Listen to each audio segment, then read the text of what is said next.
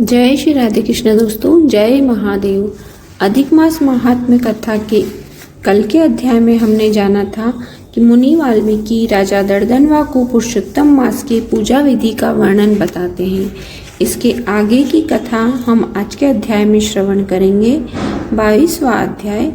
वाल्मीकि ऋषि राजा दर्दनवा को पुरुषोत्तम व्रत में भोजन आदि के नियम का वर्णन बताते हैं। पुरुषोत्तम भगवान की जय। राजा बोले, हे तपोधन, पुरुषोत्तम मास के व्रत के नियम कहिए।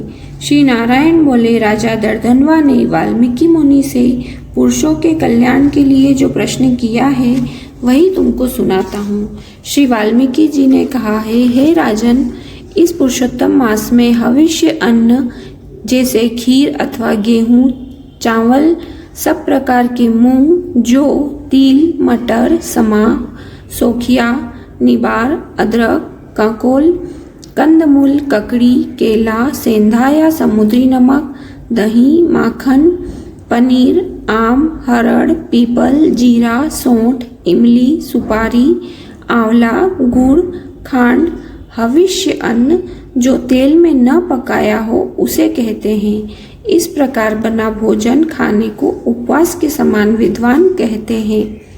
सब प्रकार के आमिष पदार्थ, उड़द, मधु, बेर, राई, मादक वस्तु, मांस, दाल, तिल का तेल, कीड़ों का खाया, लोहा लगा हुआ, भावना से दूषित, बनाने में दूषित अन्न दूसरे का हिस्सा न खावे, दूसरों से शत्रुता व पर स्त्री गमन न करें, परदेश केवल तीर्थ के सिवाय न जावे, देवता, वेद, ब्राह्मण, गुरु, गो, व्रती, स्त्री, राजा तथा बड़ों की पुरुषोत्तम मास में बुराई न करें, प्राणायाम में चूर्ण, फलों में जंभीरी, धान्य में मसूर तथा बासी अन्न आमिष है, बकरी, गो, भैंस को छोड़कर अन्य दूध, ब्राह्मण द्वारा बेचे तेल, घी आदि रस पदार्थ, मिट्टी से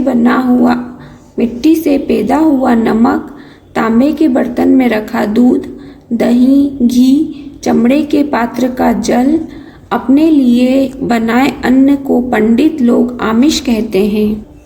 पुरुषोत्तम व्रती ब्रह्मचर्य का पालन कर धरती पर सोवे, पत्तल में भोजन करें, सायंकाल में भोजन करें, रजस्वला स्त्री, मलेच्छ जाति, पतित लोग संस्कारहीन से वार्तालाप न करें तथा इन लोगों का कौओं का, सुतकियों का अन्न अथवा दोबारा गर्म किया या जला अन्न न खावे, प्याज, लहसुन, मुस्ता, छतोना, गाजर, मूली, बथुआ भी व्रती न खावे।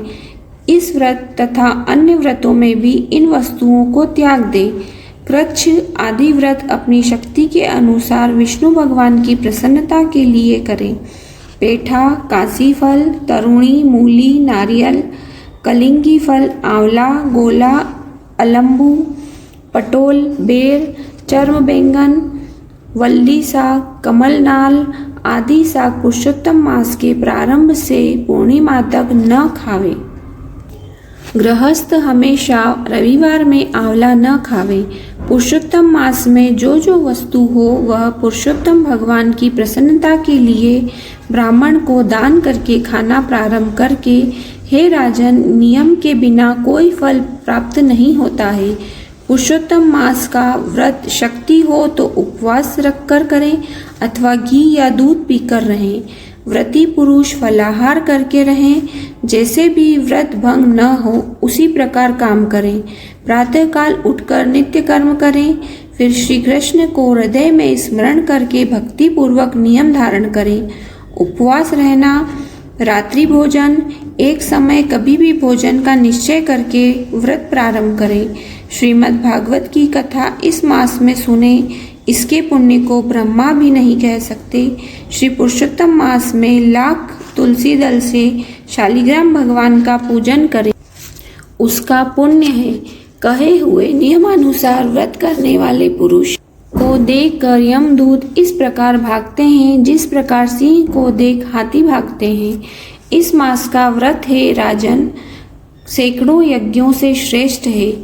पृथ्वी में जितने तीर्थ क्षेत्र हैं वह देवताओं सहित व्रती मनुष्य के शरीर में निवास करते हैं। खोटे स्वप्न, दारिद्रता, काया, मन, वाणी के खोटे कर्म पुरुषोत्तम व्रती के नष्ट हो जाते हैं।